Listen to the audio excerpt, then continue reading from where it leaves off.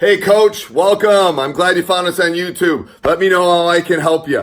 I've coached for 30 years, won a lot of championships. You can see behind Coach NBA guys. I am here to help. I started teachhoops.com to help coaches just like you through this great journey we call basketball coaching. It's got more resources, and I think the best part is our community and our resources that we have. You'll get my personal email address. We can get on a phone call. Teachhoops.com is the answer for your coaching journey. Let me know how I can help you, and enjoy the video. Okay. All right. Go ahead, Coach. You got some questions? Just got done. I coach middle school, 7th, Okay. 8th grade boys. Okay. Just got done the season. Okay. Struggled on offense. Played really good defense, man defense. Just struggled running any kind of conceptual offense. Okay. And so let me ask a couple questions. Was it a very structured offense, or was it not a freewheeling, but was it like a motion offense? What did you run? It was motion offense. I gave them 2 options Okay. in every scenario. And and then we went to, I put into I was watching one of your things and then put in a swing offense, Okay. more of a structured offense. That worked a little bit better. Okay. And what was the problem with the offense? Was it the ability to shoot? Was it the ability to create? Was it the ability to get space? Ability to create. Okay. That's a hard thing for an offense to fix. Agreed. So are you going to have the same group next year? No. I'll have two 7th graders were on my team last year. Okay. So I'll have the 7th graders will move up to 8th grade. I'll have them. Okay. And so what do you think the solution is? I got a couple ideas, but what do you think the solution is? I was going to go maybe more to a structured man where they don't have options. Yeah. For an offense, you mean? Yeah.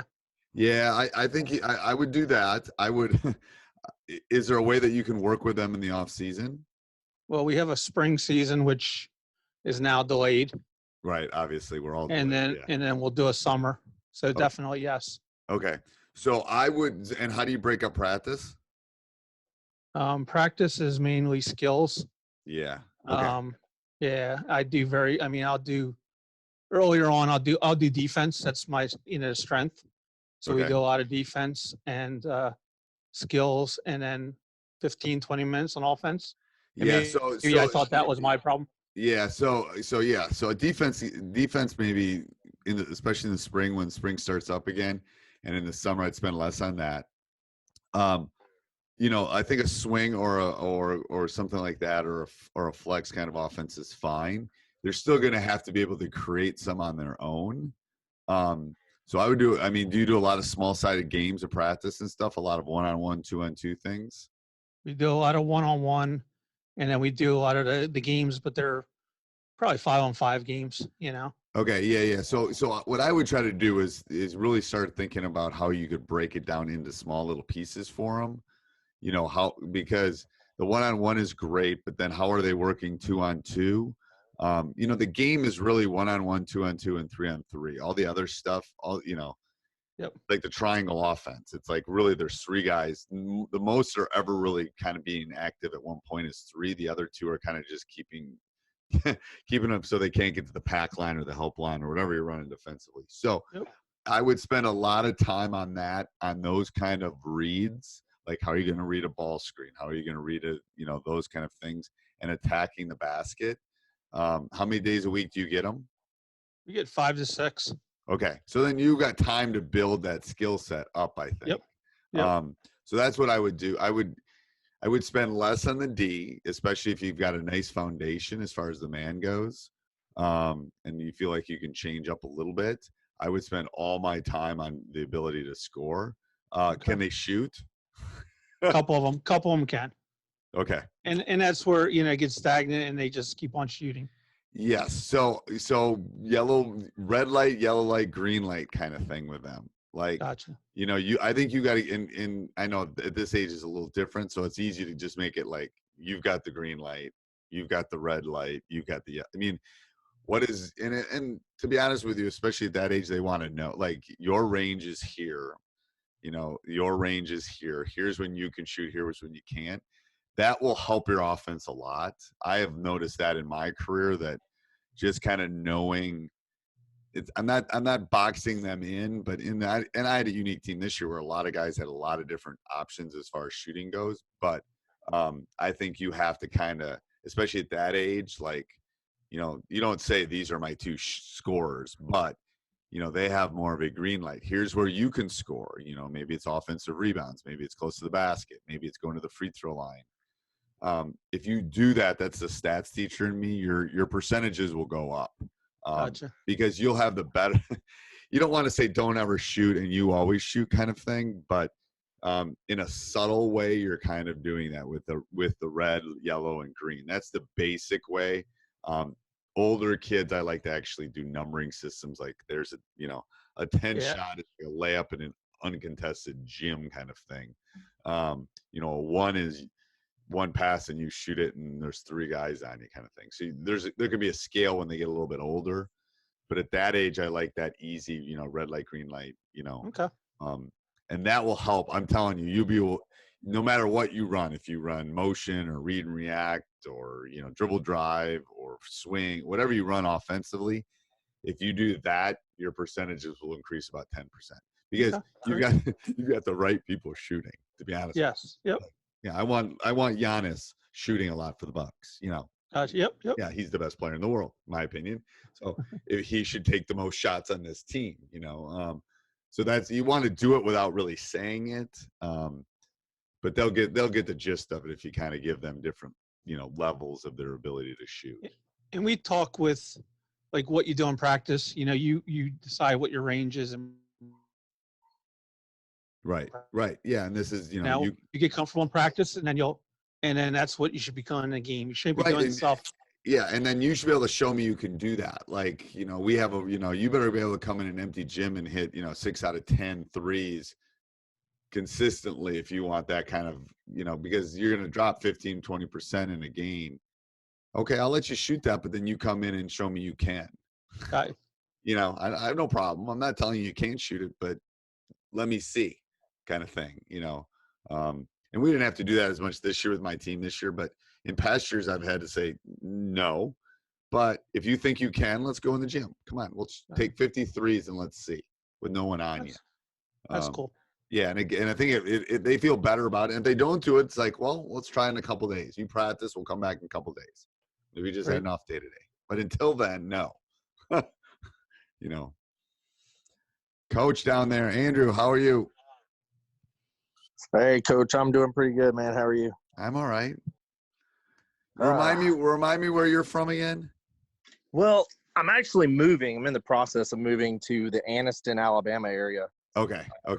But I'm from Noonan, Georgia, which is just about 30 minutes south of Atlanta. Yep. Okay, south of Atlanta. Okay. Well, has the bug hit you guys yet?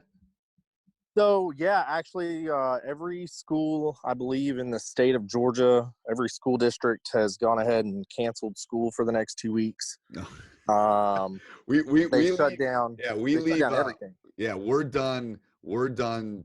Tuesday's my last day, and then we don't go back in March. So I told my wife, goes, "What are you going to do?" I go, "I'm going to be in my office working on Teach Hoops, man. There's going to be so much freaking content coming out." Because I got to do something. Like, I'm gonna just crazy. Because it's been crazy because I got a couple of buddies of mine who coach AAU, and the AAU program is already, for the state of Georgia, has already said no practices, no games, no tournaments. It's the stats. Like that, if you've seen it, type in flatten the curve. Basically, what they're trying to do is just distribute this illness over longer stretches. So what they're doing is the right thing. But did you guys get the Crown State champions in your state? So GHSA, GISA, and GAPS, which is the organization that my team plays under, we all crowned state champions. So okay, yeah, our girls got to the arena and they called it. They were there. Oh, They were all there, and the boys played in empty gyms in the Sweet 16, got to the Elite 8, and then they called it. So wow. no, we don't have state champions this year. It's crazy. I was Yeah. in Milwaukee on a radio show today for like 2 hours with my son talking about it. It was crazy. It's like, I mean, I don't know what's worse, like losing when we did in the the round of 32, or making it to the Elite 8 and then saying nope, done. Yeah, I feel bad. I feel bad for the kids. Obviously, know. especially the seniors I know. who are on a winning team who have a chance. Like, I feel bad for them, and I get it. I Yeah. studied health science and epidemiology in college. Right. So, Yeah. I mean, there's no question we got to do this. I went oh out. yeah, I went out and picked up dinner tonight, and it looks like nothing's. It's like, are you people serious? Like, that's crazy. We went to the grocery store earlier to get stuff for dinner as well, and like went down the pasta aisle. There's like very little pasta on the shelves. I was like, man, these people are really freaking out. I mean, I get the need for it, but I think what's going to happen is like Italy and France went on that lockdown today. I think we're about a week and a half, and they're just going to say, stay home. yeah, I kind of hope not, because I hope not too. unfortunately, Netflix is going to like it. Netflix will love it. Netflix, yeah, Hulu, all that. But Hulu. yeah, I hope I have a job outside of basketball, so Oh God. it's hard for me to want to say, yeah, I want to stay home. I But know. It's crazy.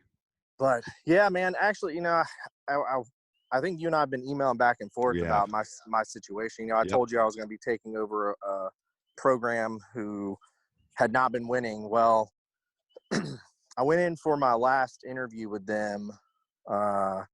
Basically, I was going to meet the team and meet the parents. Yep. And sign my contract. And it turned out that their beliefs, my beliefs, and how the program should be run were two different things, and they weren't backing off. Okay. And so I just decided it wasn't a good fit for me. So you went with your gut. That's probably a good decision. Yeah. Yeah. If the administration and myself can't agree on how a program should be run, then it's probably not the best for me. So, Right. But it's all right. I mean, I've still got options. As far as coaching is concerned, I can still go back to the program I've been with. Yeah, the thing is, so I'll tell you a story. So when I started, when I got this one about 20 plus years ago, I had a list of about 20 schools in Wisconsin. I thought these will all be good fits. If any of them open up, blah, blah, blah, and it's like, I wasn't going to you kind of know, like I haven't left my school because I found great administration, great community, great kids, support. It's like, why would you leave? Yeah, and that's the situation from where I was right at Central Christian. It's just we it's kind of funny the way that I got into the school is I was coaching AAU and youth basketball in the community, and our AAU group used the school's gym for a weekend tournament about twice a year, 3 times a year, maybe max. And I met the athletic director through that. And then it just happened that my niece, who went to school there, decided she was going to play basketball in 8th grade. So jokingly, I'm sitting over at her house with her. I said, I'm going to send your athletic director and see if I can be your head coach. Just kind of as a joke. Right.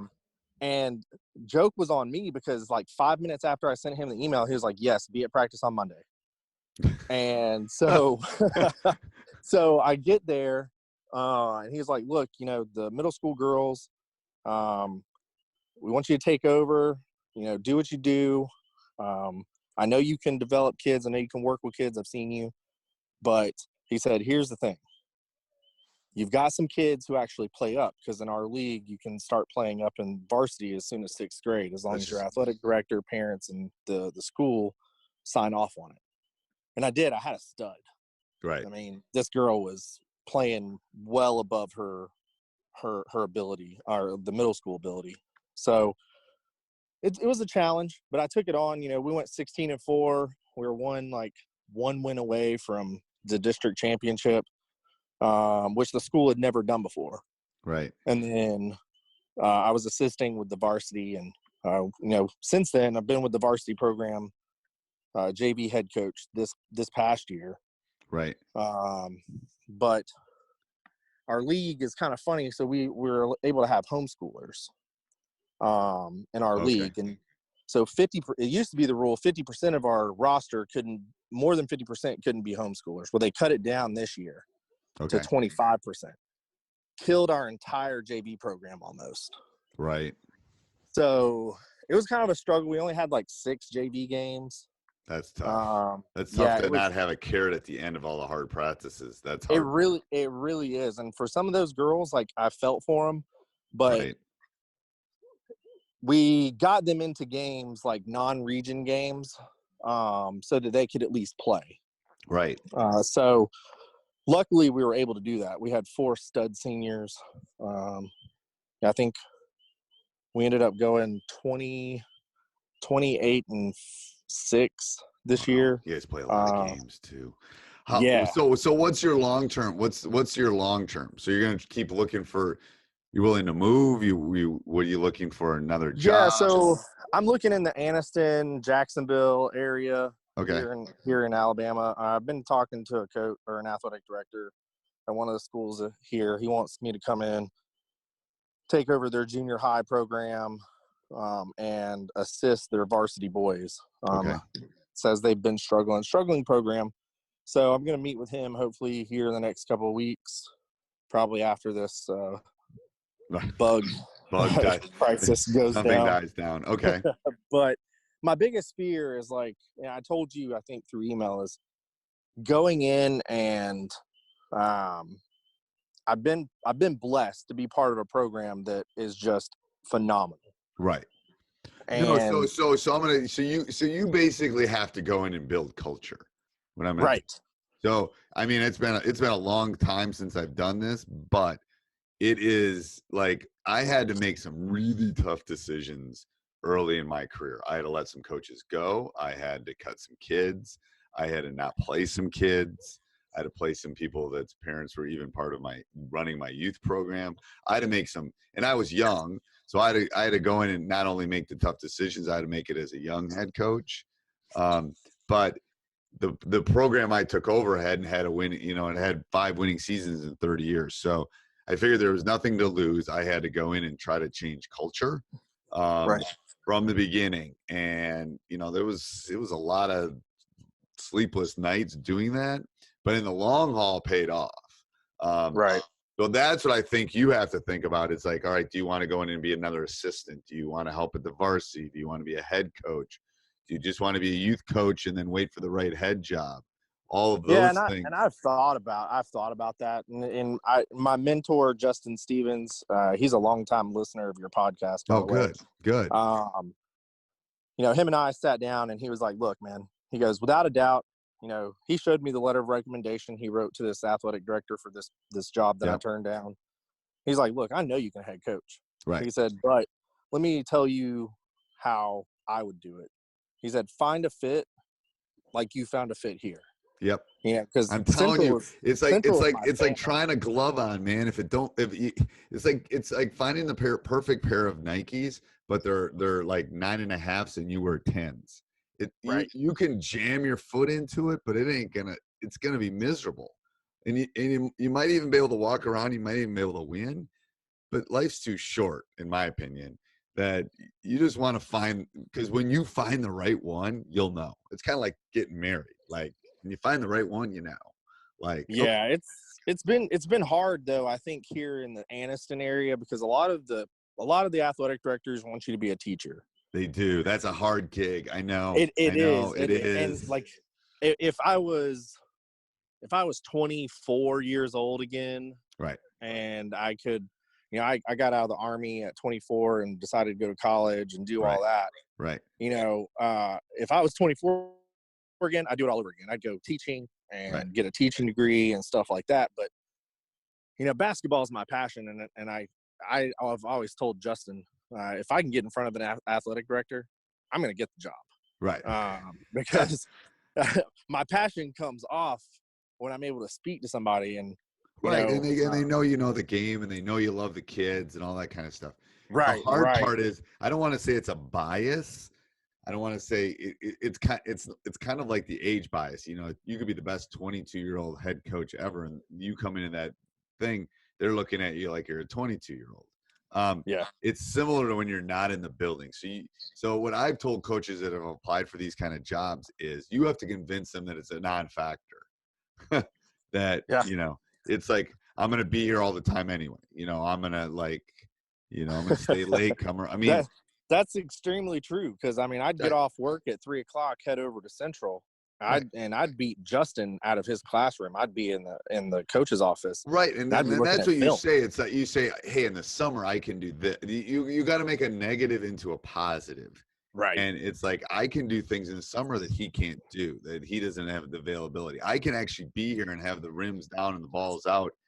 You know, trust me, because we get out of school at 3:37 and I have to rush down there to get practice started at 4. Well, one of my assistants is already down there, has Dr. Dish set up, you know, the kids are already shooting, they're already stretching, you know, it's because I got to deal with the thing that pays the bills.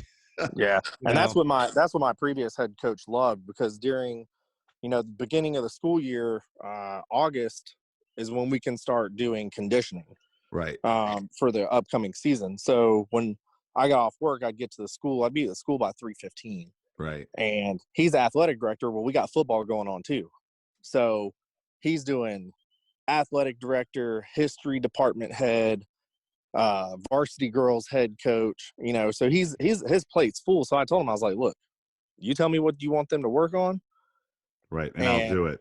I'll do the conditioning. He's like, I tell you what, you come up with the conditioning program, you get them in shape, and I'll help out with football. I was like, all right, yeah, not a problem. So, and that's easy for me because I was a student assistant at Columbus State. So it was easy for me to kind of get that all going, because that's, you know, student assistant at Columbus State. When you're a student assistant, not a grad assistant, right, you're basically a manager. So right. You're lower on the food chain. You are lower on the food chain. Much lower. So, you know, for me, like, you know, him and I sat down, we were like, hey, look, you know, don't rush it.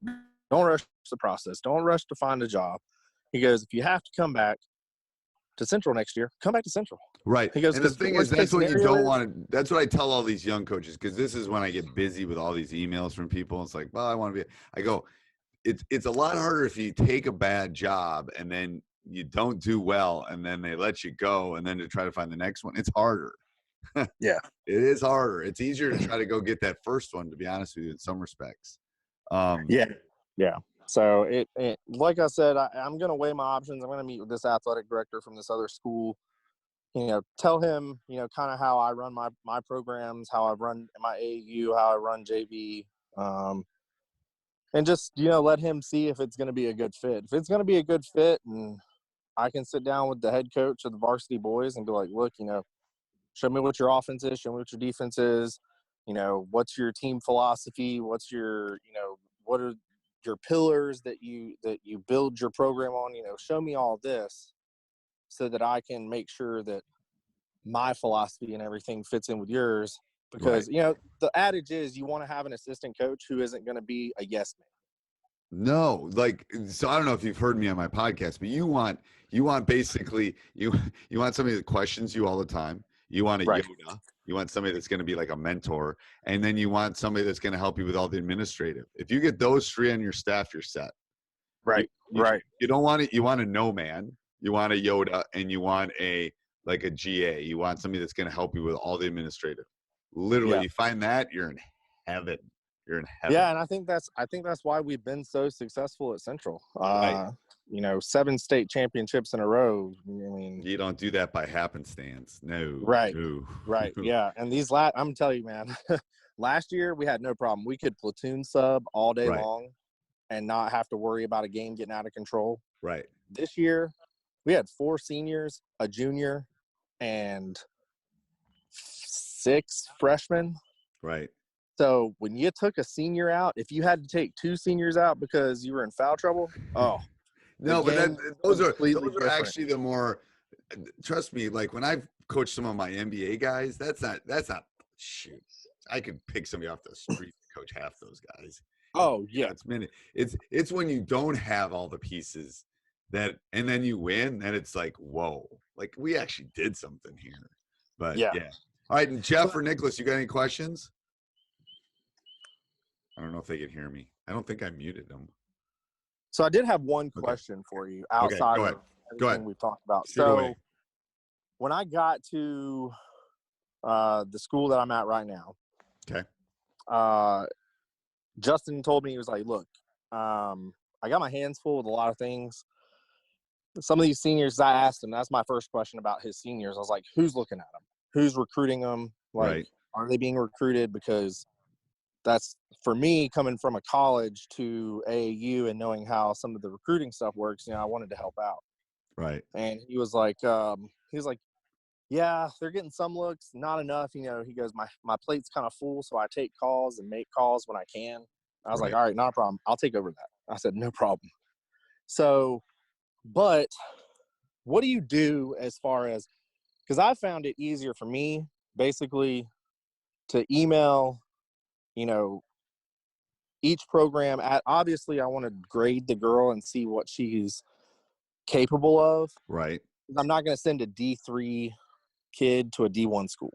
Right. But my question for you is, you're only as good as your word. You're right. Yes. Right. And I don't want to build a bad relationship with a coach, because I want to have a pool of coaches that I can send a girl to or a guy and be like, look, here's who I've got this year. Tell me what you think. Tell me if they fit into what your program is. Okay. So I had that this year. I had a girl, stats wise in our league, she is off the charts. Okay. So we purposefully this year scheduled some public schools, GHSA schools. Okay. 6A, 7A, 5A schools, just so we could see what she could do against them. See how good you were. See the bar Right. was. And to see how good we were. Right. So she did great. She put up numbers that some of your top GHSA girls would put up against some really good schools like Pebblebrook here from Georgia, who competes with your Westlakes and teams like that. Right. And then Alexander, who competes with Buford and stuff for state title. So putting up 20 points a game, 5 rebounds, 5 assists, 5 steals, somewhere around there stats-wise, which is, for her, a girl coming out of our league, is really good. So I said, all right, I think she's D2. She could be D2.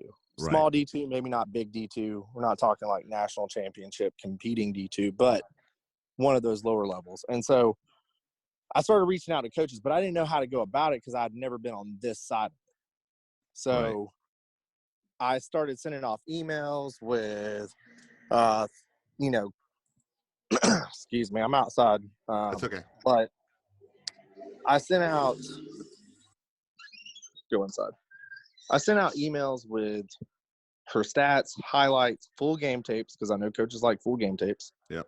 And then kind of a bio on her. Okay. And at the beginning of the season, I got some hits. Middle of the season, it died off. And then right towards the end of the season, it really picked up. Yeah, that's part of them being busy. Right. So, but I didn't know, like, if me sending the email off is the right way to go about it, or should it be the athlete? No, I think it's probably better from you than the athlete, because unless the athlete calls, they get a lot of those. Trust me. Right. A call is even better, to be honest with you. I know it's hard to do that. Right. Here's what I did. I took a list of all the D2s, all the NAIAs in the Southeast, and I sent an email to the head coach, assistant coach, and the GA, and then I followed it up with a phone call. Okay. So, and what kind of response did you get on that? Pretty good at first, at the beginning of the season when they weren't so busy. Right. So turned it around. This girl was only getting some local D3 looks, and now she's got some D2 looks. She's got one D1 look who still has her on their list, pending if somebody falls off. The coach has been pretty upfront with me. He was actually at the college I was at before I was a student assistant there, so we kind of have that connection. Okay. Yeah, it's But all I just want, networking. It's all yeah, networking. And it's yeah. crazy. So I really Yeah. just wanted to make sure I was going about it No, I right. think that's right. I think that's the right way. The thing is, if you go, the key is the relation. A lot of this stuff is built now until the start of the season too. Like starting, I mean, if the AAU season or summer grassroots was starting, it would be now until the end. But that would be the step that I would look at is, you know, what can you do now? Do you have anybody coming back? You know, where are you going? Oh But yeah, I've got a girl who was a freshman who's like 5'10". I'm sending her off to elite camps and clinics and stuff like that, to some of these college coaches who I've been in contact with this year, because I want her to start getting looked at now. So okay. Yeah, that's what I would do. I start like a Google sheet, and basically that's what I do. I just try to start a Google sheet, and then I just keep track of all the phone numbers, all the contacts, you know, any conversation I had with them, you know, that kind of thing. And yeah, then so that because when I've had really good ones, I can't keep track of all the coaches and what we talked about, to be honest with you. yeah, yeah. I've gotten to the point where, like, if you go to the C section of my phone, it says Coach so and so, Coach so and so, Coach so and so. It's like Coach, Right, Coach. right. So, Yeah, so that's the big thing I would do with that, is just kind of keep track of that. I'm gonna do some one-on-one calls too. I gotta go here in about 2 minutes. I have to go pick my daughter up. But this week I'm gonna do some one-on-one calls and some more office hours. So just watch the Facebook group, and then you know, we can do one-on-one, or I'm gonna try to get some groups. I'm even thinking of doing, like, because I'm gonna be off for a couple of weeks. Sounds like you are too, or some people are. That I'm gonna do some, like, you know, maybe let's get together and for a couple days just talk about offenses, or a couple days just talk about defenses. yeah, Like, absolutely. not online clinics, but kind of like that. Like, all right, let's do something like that. And so I haven't gotten my head around that yet, just because I found out 2 days ago that we were going to be off school for 3 weeks. But that's what I'm thinking. So I'll just watch the Facebook group for all that kind of stuff, and the three of us will talk. All right. All right, sounds good, man. All right. See ya. See you guys. Bye.